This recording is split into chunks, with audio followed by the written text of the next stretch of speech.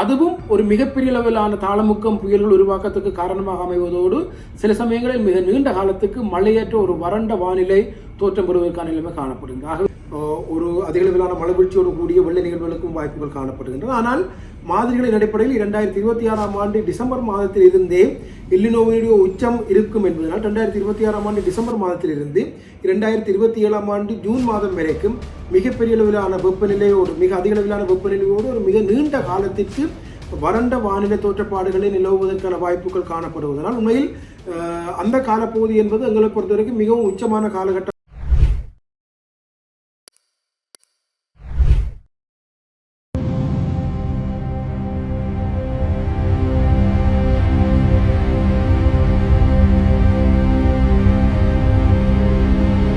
மக்கள் முழுவதையும் அச்சுறுத்தலில் ஈடுபட வைத்திருக்கின்ற அல்லது அச்சுறுத்தலுக்கு உள்ளாக்கி இருக்கின்ற ஒரு மிகப்பெரிய விடயம் எதிர்வு கூறப்பட்டிருக்கின்ற அல்லது தற்போது பசிபிக் பிராந்தியத்தில் உருவாகி கொண்டிருக்கின்ற எல்லினோவினை குறிப்பிடலாம். எல்லினோ என்பது ஜேசுவின் குழந்தை என்ற பெயரில் அழைக்கப்படுகின்ற ஒரு சமுத்திர மற்றும் காலநிலை சார்ந்த ஒரு தோற்றப்பாடு. முதல் ஒரு கிறிஸ்துமஸ் காலத்தில் இதனை கண்டுபிடித்ததனால் அதனை எல்லினோ என்ற பெயரில் அழைப்பார்கள். எல்லினோ என்பது சமுத்திரத்தினுடைய மேற்பரப்பு வெப்பநிலையினுடைய அதிகரிப்பை குறிக்கும். குறிப்பாக சமுத்திர மேற்பரப்பினுடைய வெப்பநிலை என்பது அதாவது நினோ இண்டெக்ஸ் 3.4 என்று அழைக்கப்படுகின்ற பிரதேசங்களில் வளமையான வெப்பநிலை சராசரியை விட 1.5 அல்லது 1 பாகை செல்சியஸை விட உயர்வாக இருந்தால் அதனை எல்லினோ காலம் என அழைப்பார்கள். பொதுவாகவே எல்லினோ காலம் என்பது ஒரு சிறிய அளவிலான எல்லினோ என்பது 1 பாகை செல்சியஸ் வெப்பநிலை அதிகரிப்பையும், நடுத்தர அளவிலான வெப்பநிலை அதிகரிப்பு என்பது 1.2 பாகை செல்சியஸினுடைய அதிகரிப்பு என்பதனையும், சூப்பர் எல்லினோ என்பது அதாவது மிக தீவிரமான எல்லினோ அதிகரிப்பு என்பது 3 பாகை செல்சியஸுக்கு மேலாக இருக்கும் என எதிர்பார்க்கப்படுகின்றது. கடந்த 1876ஆம் ஆண்டுக்கு பின்னர் சூப்பர் எல்லினோ குறிப்பாக 3 பாகை செல்சியஸுக்கு மேலாக இந்த வெப்பநிலை மாற்றம் பெறுகின்ற ஒரு சந்தர்ப்பமாக இந்த 2026 மற்றும் 27ஆம் ஆண்டுகள் காணப்படும். எதிர்வு கூறப்பட்டிருக்கின்ற இந்த எல்லினோ என்பது சூப்பர் எல்லினோ என்பது கடந்த 150 ஆண்டுகளுக்கு மேலாக கிட்டத்தட்ட 1876ஆம் ஆண்டு ஏற்பட்டதற்கு பின்னர் 2026ஆம் ஆண்டு ஏற்படுகின்ற அதாவது 140-150 வருடங்களுக்கு பிறகு ஏற்படுகின்ற ஒரு மிகப்பெரிய எல்லினோவாக இது கருத்திடப்படுகின்றது. ஏனென்றால் இந்த எல்லினோவை பொறுத்த வரைக்கும் பொதுவாகவே 3.5 பாகை செல்சியஸ் வெப்பநிலை அதிகரிக்கும் என எதிர்பார்க்கப்படுகின்றது. இந்து சமுத்திர பிராந்தியத்தை பொறுத்த வரைக்கும் ஜூலை மாதத்தினுடைய பிற்பகுதியிலிருந்து குறிப்பாக ஜூலை மாதத்தினுடைய 20ஆம் தேதிக்கு பின்னர் இருந்து இந்து சமுத்திரத்தினுடைய வெப்பநிலை அதிகரிக்கும் என எதிர்பார்க்கப்படுகின்றது. இந்த இந்து சமுத்திரத்தினுடைய வெப்பநிலை அதிகரிப்பு என்பது எல்லினோவினுடைய அதிகரிப்போடு தொடர்பட்டதாக பல்வேறு வகைப்பட்ட பாதிப்புகளை இலங்கை போன்ற நாடுகளுக்கு ஏற்படுத்துவதற்கான வாய்ப்புகள் காணப்படுகின்றது. எல்லினோவினால் அதிகம் பாதிக்கப்படுகின்ற நாடுகள் தீவுத்தன்மை வாய்ந்த நாடுகளாகவே காணப்படும். ஏனென்றால் அந்த நாடுகளை சூழவே மிகப்பெரிய அளவிலான சமுத்திர பிறப்பு காணப்படுவதனால் எல்லினோ என்பது சமுத்திர மேற்பரப்பில் ஏற்படுகின்ற வெப்ப அதிகரிப்பு என்பதனால் நிச்சயமாக அதனை சூழ இருக்கின்ற அதாவது சமுத்திரத்தினை சூழ கொண்டிருக்கின்ற எல்லைகளாக கொண்டிருக்கின்ற நாடுகள் அதிக அளவில் பாதிக்கப்படுவதற்கான வாய்ப்புகளை கொண்டிருக்கும். ஆனால் எங்களுடைய பிராந்தியத்தை பொறுத்தவரை இலங்கையை பொறுத்த வரைக்கும் இது ஒரு மிகவும் சிக்கலான ஒரு நிலைமையாகவே காணப்படும். இலங்கை என்ற அடிப்படையில் இலங்கையினுடைய கிழக்கு எல்லை வங்காள விரிகுடாவை கொண்டிருக்கின்றது, மேற்கு எல்லை அரபிக்கடலை கொண்டிருக்கின்றது. இந்த எல்லினோ என்பதற்கு அப்பால் இந்த 2 பிரதேச கடல்களிலும் இந்தியன் ஓசன் டிப்போல் என்று சொல்லப்படுகின்ற இந்து சமுத்திர வெப்ப சுட்டன் என்ற ஒன்று அமைப்பு தொழிற்படுகின்றது. இந்த இந்து சமுத்திர வெப்ப சுட்டனை பொறுத்தவரையும் வங்காள விரிகுடாவில் இந்த இந்து சமுத்திர வெப்ப சுட்டன் நேர்மறையாக இருந்தால் அதிகளவான மழைவீழ்ச்சி கிடைப்பதற்கும், அரபிக்கடலில் எதிர்மறையாக இருந்தால் அதிகளவான மழைவீழ்ச்சி கிடைப்பதற்குமான வாய்ப்புகள் காணப்படுகின்றது. எங்களை பொறுத்தவரைக்கும் இது வங்காள விரிகுடாவில் அதிகளவான நேர்மறையான வெப்ப சுட்டனோடு எல்லினோவும் வந்து சேருகின்ற பொழுது நாங்கள் எதிர்பார்க்காத அளவுக்கு சமுத்திர பிரதேசத்திலும் நிலப்பகுதிகளிலும் வெப்பநிலை அதிகரிப்பதற்கான வாய்ப்புகளை கொண்டிருக்கின்றது. நாங்கள் ஒரு தீவுத்தன்மை கொண்ட நாடு என்பதனால் உண்மையில் ஏனைய நாடுகளோடு ஒப்பிடுகின்ற பொழுது நாங்கள் மிக அதிக அளவிலான பாதிப்பை கொண்டிருக்கின்றோம். இலங்கையை பொறுத்த வரைக்கும் மாதிரிகளின் அடிப்படையில் 2 வேறுபட்ட எல்லினோ பாதிப்புகள் அடையாளப்படுத்தப்பட்டிருக்கின்றன. இதுவரும் ஜூலை மாதத்திலிருந்து செப்டம்பர் மாதம் வரைக்கும் சமுத்திர பிரதேசங்களிலும் நிலப்பகுதிகளிலும் அதிகளவான வெப்பநிலை நிலவுகின்ற மிக மிக குறைவான மழைவீழ்ச்சி கிடைக்கின்ற வறண்ட காலமாக கருத்தில் கொள்ளப்படுகின்றது. இயல்பாகவே வங்காள விரிகுடாவில் வெப்பநிலையே அதிகளவிலான மழைவீழ்ச்சிக்கு காரணம் என்ற ஒரு அடிப்படையில் எல்லினோவினுடைய வெப்ப அதிகரிப்பு என்பது வங்காள விரிகுடாவில் அக்டோபர் மற்றும் நவம்பர் மாதங்களில் வெப்பநிலை அதிகரிப்பு ஏற்படுத்துவதனால் தாளமுக்கங்கள் மற்றும் புயல்கள் தோற்றம் பெற்று அக்டோபர் மற்றும் நவம்பர் மாதங்களில் மிக அதிக அளவிலான மழைக்கும் வாய்ப்புகளை கொண்டிருக்கின்றது. மீளவும் டிசம்பர் மாதத்திலிருந்து எதிர்வரும் 2027ஆம் ஆண்டு ஜூன் மாதம் வரைக்கும் மழையற்ற வறண்ட வானிலை பல மாதிரிகளின் அடிப்படையில் எதிர்வு கூறப்பட்டிருக்கின்றது. நிலத்தை பொறுத்த வரைக்கும் இலங்கையினுடைய வெப்பநிலை 2.8 பாகை செல்சியஸ் அதிகரிப்பதற்கும் சமுத்திர பிரதேசங்களை பொறுத்த வரைக்கும் 3 பாகை செல்சியஸ் வெப்பநிலை அதிகரிப்பதற்கும் வாய்ப்புகள் காணப்படுகின்றன. ஏற்கனவே நான் குறிப்பிட்டது போன்று தென்மேற்கு பருவக்காற்றில் மிக குறைவான மழை கிடைத்து செப்டம்பர் வரைக்கும் மழையற்ற அல்லது மிக மிக மழை குறைவான அல்லது அதிகளவிலான வெப்பநிலையோடு கூடிய வானிலை நிலவும் சந்தர்ப்பங்களில் நீர் அதிகளவு ஆவியாகி போய் ஒரு மிகப்பெரிய அளவிலான நீர் தட்டுப்பாடு ஏற்படுவதற்கும் அதனோடு இணைந்ததான விவசாயம் மற்றும் ஏனைய நடவடிக்கைகள் பாதிக்கப்படுவதற்கான வாய்ப்புகளும் கொண்டிருக்கின்றன. ஆனால் அக்டோபர் மற்றும் நவம்பர் மாதங்களை பொறுத்தவரையில் அக்டோபர் மற்றும் நவம்பர் மாதங்களில் இந்து சமுத்திர பிராந்தியத்தின் வெப்பநிலை அதிகரிப்பினால் தாளமுக்கங்கள் மற்றும் புயல்கள் உருவாகி அக்டோபர் மற்றும் நவம்பர் மாதங்களில் மிகப்பெரிய அளவிலான வெள்ள அனர்த்தங்களுக்கான மழைவீழ்ச்சி கிடைப்பதற்கான வாய்ப்புகள் காணப்படுகின்றன. பொதுவாகவே இந்து சமுத்திரத்தினுடைய சராசரி வெப்பநிலை அளவு 27 பாகை செல்சியஸ்.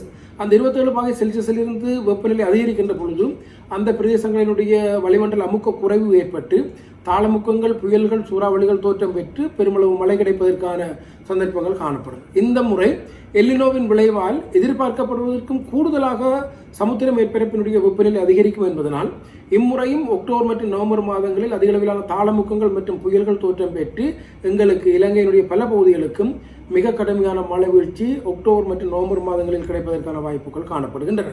பொதுவாகவே இந்த எல்லினோ தோற்றம் பெற்றால் 2 வகையான தோற்றப்பாடுகள் அல்லது பேரழிவுகள் எப்பொழுதுமே நிச்சயிக்கப்பட்டவை. ஒன்று, மிக அதிகளவான வெப்பநிலையோடு கூடிய வறண்ட வானிலை அல்லது மிக செறிவான மழை வீழ்ச்சி குறைந்த நாட்களுக்குள் கிடைக்கின்ற மிகப்பெரிய அளவிலான வெள்ள நிகழ்வுகள். உலகின் பல பிரதேசங்களில் எல்லினோவின் காரணமாக ஒரு பருவம் முழுவதும் கிடைக்க வேண்டிய மழை ஒரு வாரத்தில் கிடைத்த வரலாறுகளும் உண்டு.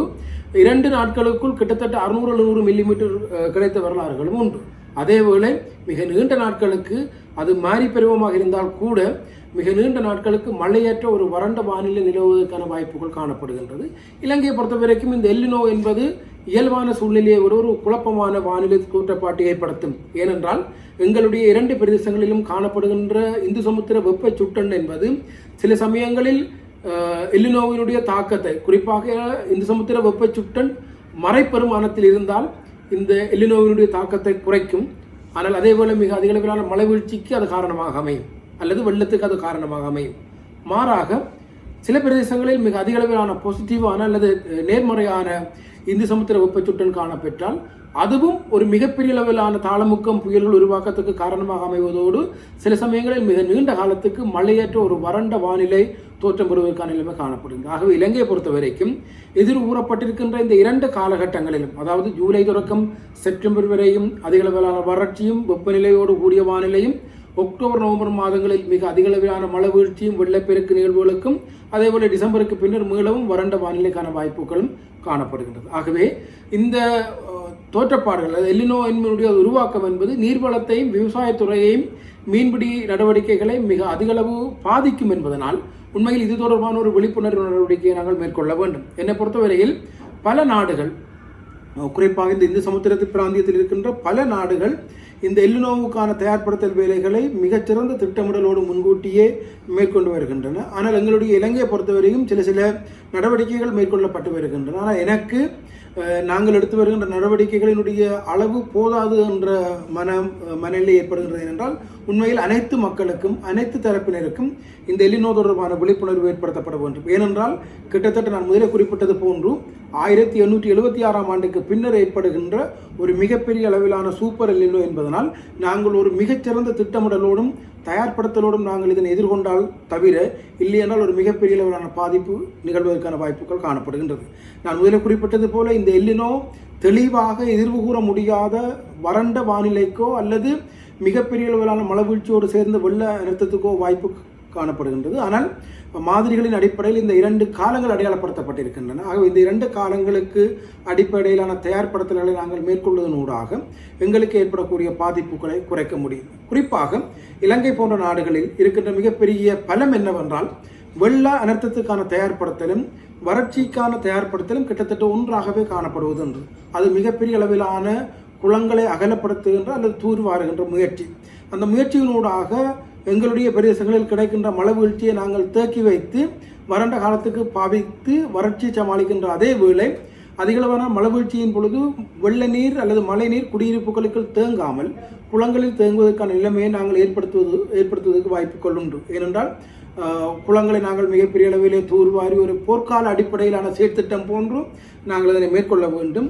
நான் ஏற்கனவே செப்டம்பர் வரைக்கும் மழையற்ற அல்லது ஒரு வறண்ட வானிலை நிலவும் என குறிப்பிட்டிருக்கின்றேன், குறிப்பாக ஜூலை முதல். ஆகவே தற்பொழுது தென்மேற்கு பருவக்காற்று காலப்பகுதிகளில் மழை கிடைக்காத இலங்கையினுடைய மிக குறைவான மழை கிடைத்திருக்கின்ற இலங்கையினுடைய வடக்கு, கிழக்கு, வடமத்திய, தென்கிழக்கு, வடமேல் மாகாணம் போன்றன ஒரு நீர் சேமிப்பில் அல்லது நீர் பயன்பாட்டில் ஒரு மிகச்சிறந்த வினைத்திறனான நடைமுறைகளை கடைபிடிக்க வேண்டும். ஏனென்றால் எங்களுடைய நான் மேலே குறிப்பிட்ட இந்த மாகாணங்களில் இருக்கின்ற தரை மேற்பரப்பு மற்றும் தரைக்கீழ் நீர் வளங்களே எங்களுக்குரிய மிகப்பெரிய நீர் ஆதாரமாக இருப்பதனால் இந்த நீரை சிக்கனமாக பாவிப்பதனூடாக அந்த நீர் ஆதாரங்களினுடைய நீர் கொள்ளளவை ஒரு குறிப்பிட்ட காலம் வரைக்கும் பேண முடியும். இல்லாவிட்டால் நாங்கள் விரயமாகவோ அல்லது தவறான பயன்பாட்டை நீரில் மேற்கொள்வதனால் எங்களுக்கு ஒரு கட்டத்திற்கு பிறகு நீரற்று ஒரு மிகப்பெரிய அளவிலான நெருக்கடிகள் எங்களுக்கு ஏற்படுவதற்கான வாய்ப்புகள் காணப்படுகின்றது. உண்மையில் இந்த நிலைமை பெருமளவான பிரதேசங்களுக்கு பாதிப்பை ஏற்படுத்துவதற்கான வாய்ப்புகள் கொண்டிருக்கின்றது. குறிப்பாக வடக்கு மற்றும் கிழக்கு மாகாணங்களை பொறுத்தவரையில் மிக நீண்ட நாட்களாக மழையற்ற நாட்களாகவே காணப்படுகின்றது. ஒரு மழை நாள் என்பது ஒரு 20 மில்லிமீட்டர் மழை கிடைக்கின்ற நாளையே நாங்கள் மழை நாளாக குறிப்பிடுகின்றோம். அந்த அடிப்படையில் கடந்த 29 நாட்களாக வடக்கு மற்றும் கிழக்கு பகுதியில் மழை நாட்கள் எதுவும் பதிவாகவில்லை. ஆகவே ஒரு பெரிய நெருக்கடிக்குள் நாங்கள் செல்வதை தவிர்ப்பதற்கு இன்றே நாங்கள் நீரை சிக்கனமாகவும் வினைத்திறனாகவும் பாவிக்கின்ற அல்லது பயன்படுத்துகின்ற ஒரு நடைமுறையை நாங்கள் ஒரு வினைத்திறனாக கடைபிடிப்பதனூடாக இந்த எல்லினோவை ஓரளவுக்கு வெற்றி கொள்ள முடியும். அதே போன்று அக்டோபர் நவம்பர் மாதங்களில் மிக அதிக அளவிலான மழை வீழ்ச்சியும் வெள்ளப்பெருக்கும் முனைந்து கிடைக்கும் என எதிர்பார்க்கப்படுவதால் அதற்கும் நாங்கள் எங்களை தயார்படுத்திக் கொள்வதனூடாக இந்த எல்லினோவை ஓரளவுக்கு நாங்கள் வெற்றிகரமாக எதிர்கொள்ள முடியும்.